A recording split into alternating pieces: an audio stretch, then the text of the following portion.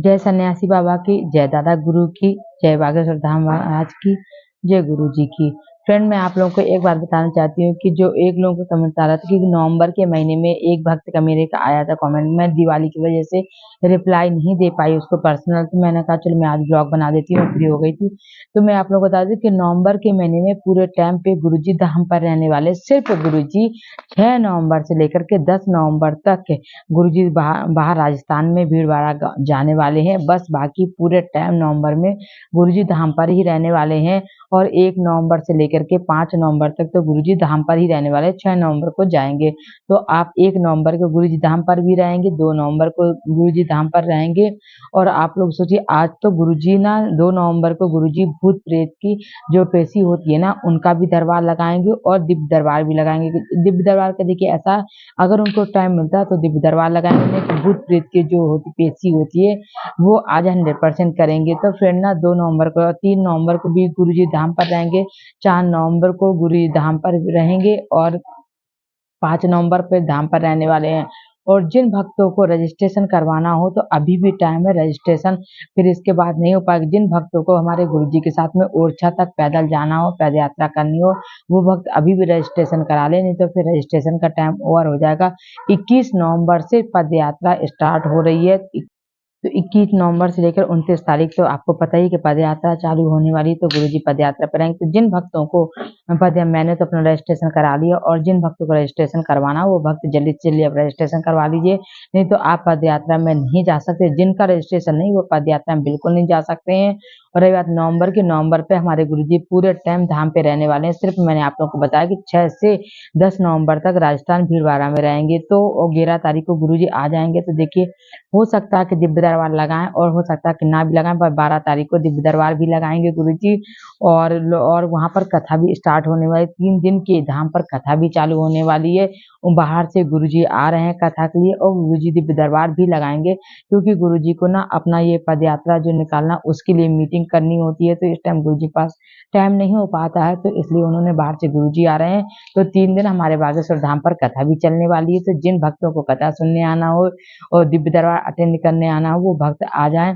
यहाँ पर पूर्णतः व्यवस्था है, रहने रुकने और ठहरने की कोई प्रॉब्लम नहीं है। फ्रेंड, आप कहीं से भी मेरा वीडियो देख रहे हो, कोई भी प्रॉब्लम हो, आप लोग मुझे कमेंट में लिखिए, मैं आप लोगों के हर एक कमेंट का रिप्लाई देती हूँ। और नहीं दे पाती तो उस बारे में एक वीडियो जरूर बना देती हूँ, हो सकता है मिनी ब्लॉग बना के डाल देती हूँ। अगर मुझे टाइम नहीं होता है तो मैं ना आज एक छोटा सा मिनी ब्लॉग बना के डाल देती, बट आप लोगों के कमेंट का रिप्लाई जरूर करती हूँ मैं। तो फ्रेंड, कोई प्रॉब्लम नहीं है आप लोगों का आने को कहीं।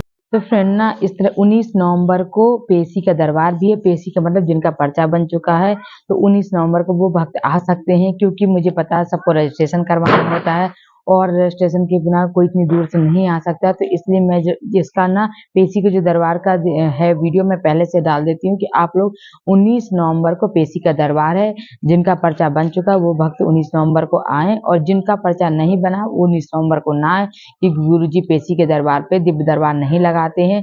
फिर 20 तारीख को हो सकता है गुरुजी दिव्य दरबार लगाएं और ना भी लगाएं, क्योंकि फ्रेंड ना 21 नवंबर को पदयात्रा के लिए निकलना। तो आप लोग को पता है कि हमारे घर में या आपके या गुरुजी के साथ एक दिन पहले किसी के टाइम पे कितना ज्यादा काम होता है। तो अगर उन्हें टाइम मिलेगा तो वो दिव्य दरबार लगाएंगे, और टाइम नहीं मिलेगा तो दिव्य दरबार नहीं लगाएंगे। पर 19 नवंबर को जिनका पर्चा बन चुका है वो भक्त आए और अपनी पेशी चढ़वा लें।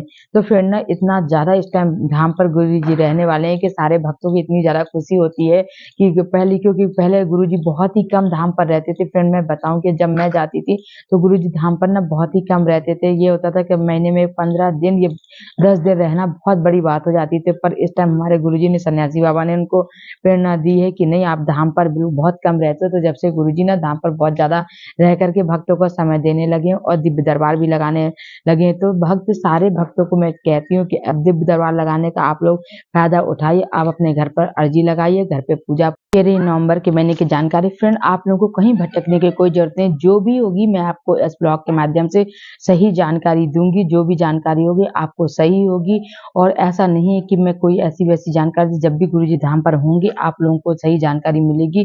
तो फ्रेंड, जब जिन भक्तों को दिव्य दरबार में बैठना हो, जिनको पर्चा बनवाना हो, वो जिन जिन डेटों को मैंने बताया वो डेट को आए और अपना पर्चा बनवा ले।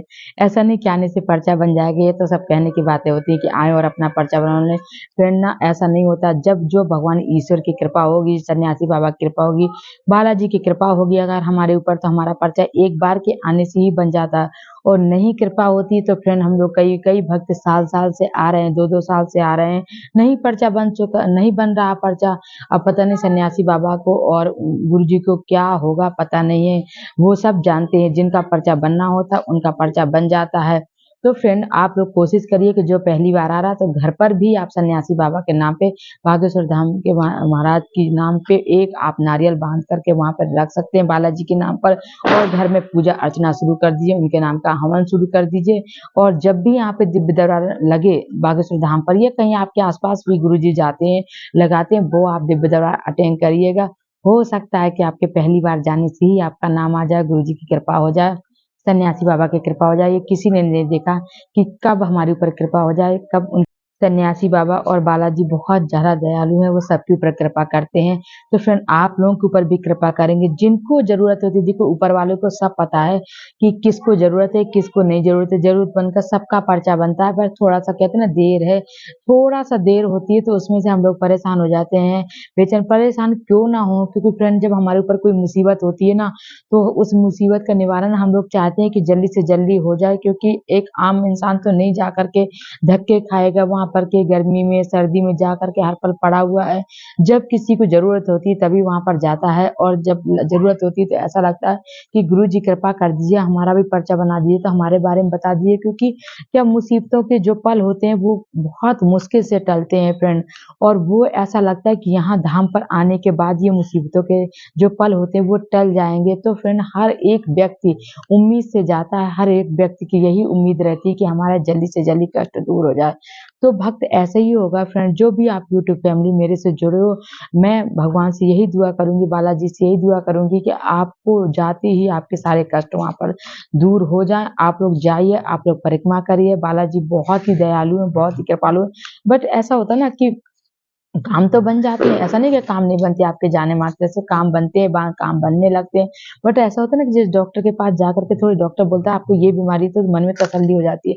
बस वही हाल गुरुजी के लिए है कि तो गुरुजी बुला कर के बता देते हैं कि आपको ये प्रॉब्लम है, तो फिर ना थोड़ा-सा ऐसा लगता है कि हाँ, चलो पता चल चुका है, आपको ये निवारण करना है, तो हमारा वो निवारण हो जाता है और वो पूजा क्रिया चालू हो जाती है। तो फिर बस इसलिए हम लोग चाहते हैं कि हमारा पर्चा, हर भक्त ये चाहता है मेरा पर्चा बन जाए, मेरा पर्चा बन जाए।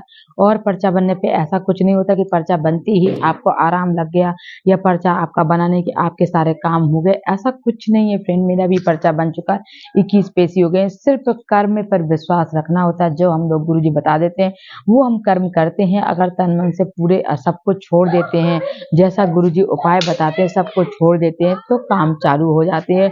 बट पूरा 100% ऐसा नहीं है कि एकदम किसी आपका पर्चा बना, गुरुजी ने पर्चा बनाया और काम पूरा हो गया, ऐसा कोई चमत्कार नहीं होता। मैं आपको बता देती हूँ, मेरा भी पर्चा बन चुका। फिर मेरे भी प्रॉब्लम थी पैर में, तो मैंने भी इसलिए पर्चा बनाया था। गुरुजी ने तीनों बातें बताई थी, वो जो बताई थी उन्होंने वो बात सच थी। बट वो बात सच के होने के साथ-साथ गुरुजी ने पूजा बताई थी, जो पूजा फ्रेंड ना बहुत सारे माले जप तप होते हैं, वो सब करने होते हैं आपको, और आपको खुद ही उपाय करनी होती है। अगर आप उन उपाय में सक्षम हो गए तो आपका काम पूरा हो जाता है, और जो भक्त नहीं हो पाए सक्षम, उनका नहीं हो पाता। ऐसा नहीं कि आपने पर्चा बनवा लिया, आपने प्याज लहसुन चालू कर दी, आपने गोश्त-मांस चालू कर दिया, तो ऐसा नहीं है फ्रेंड। सारा उपाय करने, पर्चा बनने के बाद तो आपको टोटली बंद करनी पड़ती है। यहाँ तक कि फ्रेंड हम लोग शादी में भी जाते थे तो एक लड्डू से पूरी खा कर के चले आते थे, इतनी। तो देखिए मेरे पैर का भी अभी थोड़ा रिलीफ हो गया है, और सेकंड अर्जी मेरी 2 बेटियाँ थी, तो मैंने एक बेटा के लिए लगाई थी। वो अर्जी तो अभी फिलहाल पूरी नहीं हुई है। अब देखिए 2 गुरुजी ने 25 और 26 में बोला था, तो अगर पूरी होती है तो मैं आप लोगों के साथ ज़रूर शेयर करूँगी। अभी तो फिलहाल पूरी नहीं हुई, तो मैं आप लोगों को बता देती हूँ कि पर्चा बनने के बाद ऐसा कोई चमत्कार नहीं होता कि आपका पर्चा बन गया और आपने सोचा हमारा पर्चा बन गया और हमारा काम पूरा हो गया। फिर काम टाइम लगता है, जितना दिन का गुरुजी ना टाइम देते हैं कि आपका 1 साल में, 6 महीने में, या आपका तुरंत कुछ काम हो जाएँगे, उसके लिए उपाय बताते हैं। तो फिर वो सारे उपाय करने होते हैं हम लोगों को, और वो पूजा पाठ करनी होती है। वो डेट का वेट करना होता है, किसी को साल, किसी को 2 साल, किसी को 6 महीने, ऐसे बताते हैं। मेरे को गुरुजी ने 2025 और 26 के बीच में बोला था कि बेटा होगा। मेरी 2 बेटियाँ थी ना, तो फ्रेंड मैंने भी अर्ज़ी अपने बेटे के लिए लगाई थी कि मैं देखिए हर एक इंसान चाहता है कि हमारी बेटियाँ हैं, बेटियों का एक भाई होना चाहिए, तो क्योंकि हमारे ना रहने के बाद जो ना, तो वो भाई हो जिनका बेटियों का, तो वो हमारे बाद उसका उनका दोनों बेटियों का संरक्षण बन चुका है। तो मैंने भी ऐसा ही सोच रखा था और यही सोच कर के मैंने भी बागेश्वर धाम पर अर्ज़ी लगाई थी कि मेरा एक बेटा हो जाए। प्रॉब्लम क्या है कि मेरे दोनों बच्चे मेरे ऑपरेशन से हैं, दोनों बेटियाँ जो है ना, मेरी दोनों बेटियाँ ऑपरेशन से हुई थी। तो बट थोड़ा-सा फिर नेक्स्ट प्रेगनेंसी में, थर्ड प्रेगनेंसी में डर था मुझे, तो मुझे गुरुजी का वीडियो देखना स्टार्ट किया मैंने, तो मुझे ऐसा लगा कि ऐसा ये काम हो सकता है, तो मैंने भी फ्रेंड अर्ज़ी लगा दी थी। दादा गुरुजी ने चाहा तो जिस तरह का मेरा नाम आया था दिव्य दरबार में, आप लोगों का भी नाम बहुत जल्दी आ जाएगा फ्रेंड। तो मेरा जब नाम आया था ना, मैंने तो अपने आप से कुछ बोला ही नहीं था। गुरुजी ने ना मेरा जो 3 बातें थी वो पहले से रख के रख लिया था। और मैंने गुरुजी से, गुरुजी कहते पूछो तुम्हें क्या पूछना है? तो मैंने कहा नहीं आप बोलो। मुझे ऐसा लगता था कि मैं बोल दूँगी तो गुरुजी ना वही लिख देंगे पर्चे। मैं अपने दिल की बात बताती हूँ, मुझे कुछ मतलब नहीं है, पर्चा बन चुका है और गुरुजी तो सब कुछ जानने वाला है, ऐसा कुछ नहीं। वो हमारा, हम लोग यहाँ बैठे यहाँ बात कर रहे हैं ना, तो वो वहाँ से भी पता लगा सकते हैं हमारे बारे में। तो फ्रेंड ऐसा उनसे कुछ छिपा नहीं है। तो ऐसा नहीं है कि गुरुजी, तो मैं यहाँ बता रही हूँ, मुझे कोई देखिए ऐसा, मैं वहाँ धाम से जुड़ चुकी हूँ, मुझे कोई 420 नहीं करना। मैं तो आप लोगों को बताती हूँ ना कि मैंने सोचा था ऐसा, तो जैसे ही मैं स्टेज पे गई गुरुजी कहते बहन पूछो, तो मैंने कहा नहीं आप बता दो। मुझे ऐसा लगता था कि मैं नहीं बोलूँगी, सच में मेरी ज़िंदगी में है कि नहीं है, ऑपरेशन होने के बाद तीसरा बच्चा मैं जो करूँगी तो बच्चा बेटा होगा कि नहीं, गुरुजी अपने मुँह से बोले ये वाली बात। इसके पहले भी मैंने एक जगह और पर्चा बनवाया था, वहाँ भी उन्होंने यही बोला था, तो फिर भी मुझे बिलीव नहीं हुआ था, तो मैं अपने हस्बैंड से बोली थी, नहीं, मैं जब बागेश्वर धाम में पर्चा बन जाएगा तब मैं ये कदम उठाऊँगी, क्योंकि मुझे तीसरा ऑपरेशन से ना फ्रेंड बहुत डर लगता था। इसके बाद मैंने, भगवान ने चाहा, मेरा बहुत जल्दी नाम आ गया था। आप ये सोचिए कि मैं सोच भी नहीं सकती थी कि इतनी जल्दी मेरा दिव्य दरबार में नाम आ गया और गुरुजी ने मुझे बुला लिया। गुरुजी ने कहा पूछो, मैंने कहा नहीं आप बता दो कि मेरे पर्चे में, आपने तो सब कुछ जानने वाले हो, आपने तो रखा। दादा गुरुजी ने चाहा तो जिस तरह का मेरा नाम आया था दिव्य दरबार में, आप लोगों का भी नाम बहुत जल्दी आ जाएगा फ्रेंड। तो मेरा जब नाम आया था ना, मैंने तो अपने आप से कुछ बोला ही नहीं था। गुरुजी ने ना मेरा जो 3 बातें थी वो पहले से रख के रख लिया था। और मैंने गुरुजी से, गुरुजी कहते पूछो तुम्हें क्या पूछना है? तो मैंने कहा नहीं आप बोलो। मुझे ऐसा लगता था कि मैं बोल दूँगी तो गुरुजी ना वही लिख देंगे पर्चे। मैं अपने दिल की बात बताती हूँ, मुझे कुछ मतलब नहीं है, पर्चा बन चुका है और गुरुजी तो सब कुछ जानने वाला है, ऐसा कुछ नहीं। वो हमारा, हम लोग यहाँ बैठे यहाँ बात कर रहे हैं ना, तो वो वहाँ से भी पता लगा सकते हैं हमारे बारे में। तो फ्रेंड ऐसा उनसे कुछ छिपा नहीं है। तो गुरुजी ने लिख रखा था कि आपके बेटा होगा, तो 2025 लिखा था, फिर उन्होंने पता नहीं क्यों 26 लिख दिया। तो चलिए उस टाइम का वेट करते हैं। अगर ये खुशखबरी होगी तो मैं आप लोग के पास ज़रूर शेयर करूँगी कि मेरा काम पूरा हो गया पर्चा बनने के बाद में। और आप लोग दुआ करिए कि बालाजी सबका काम पूरा करे जिनका पर्चा बन सके। जो भक्त इतने विश्वास के साथ अपना पर्चा बनवाते हैं और इतने श्रद्धा के साथ वहाँ पर जाते, किसी भी भक्त का मैं तो ये चाहूँगी कि अगर वहाँ से जुड़ा है जो भी भक्त, उसकी श्रद्धा कभी टूटे नहीं, श्रद्धा बढ़ती जाए, क्योंकि वो सारे भक्तों का काम पूरा हो। किसी भक्त का ऐसा ना हो कि वहाँ से जुड़ने के बाद कोई भक्त का काम पूरा ना हो, क्योंकि वो गुरुजी पे बात जाएगी। और अब उनकी छवि राम जी के रूप में हम लोग देख चुके हैं, तो हम लोग नहीं चाहते हैं कि भगवान बालाजी उनकी एक भी बात खाली जाए।